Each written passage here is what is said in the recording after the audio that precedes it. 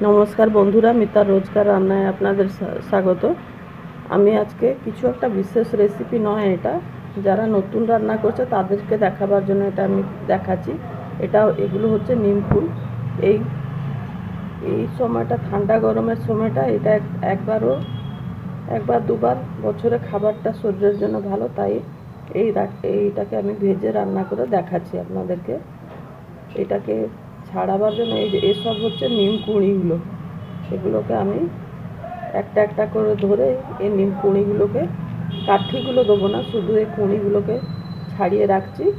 আর অনেকে এটাকে বেগুন দিয়েও ভাজে, কিন্তু আমি বেগুনটা দেবো না, একটু কাদা কাদা মতন হয়ে যায় আর বেশি তেতো লাগে।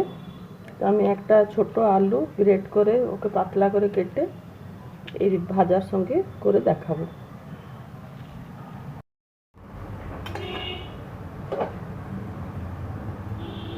এবারে নিম ফুলটাকে আমি বেছে নিয়েছি। এটাকে একটু শুকনো কড়াইতে প্রথমে একটু ভেজে নিয়েছিলাম, ওইটা আমি আর দেখাতে পারিনি। এখানে 1 চামচ কি 1.5 চামচ মতন একটু তেল দিয়ে, আমি আর আলু দিচ্ছি না, আলু দিলে এটা বেড়ে যাবে আর কেউ খেতে চায় না বাচ্চারা এগুলোকে। আর আমি এখন এটাকে একটু তেল দিয়ে সামান্য একটু নুন দেবো এতে, আর কিছু দেওয়া হয় না, আলু দিলে বেড়ে যাবে বলে আর দিলাম না। সামান্য একটু নুন দিলাম আর এটাকে এইভাবে ভেজে নিচ্ছি। বিশেষ তেলও লাগে না, 1-2 চামচ তেলেতেই এটা হয়ে যায়।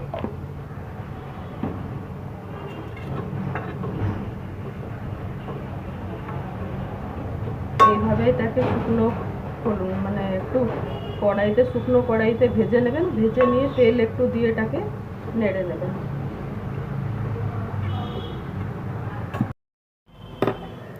নিম ফুলের ভাজাটা হয়ে গেছে, আমি যেভাবে করে দেখালাম আপনারাও একবার করে খেয়ে দেখবেন। ভালো তো লাগবে না, কিন্তু একবার শরীরের জন্য এটাকে খেয়ে দেখবেন। ভালো লাগলে আপনাদেরকে লাইক, শেয়ার, সাবস্ক্রাইব করতে অনুরোধ করছি। ধন্যবাদ।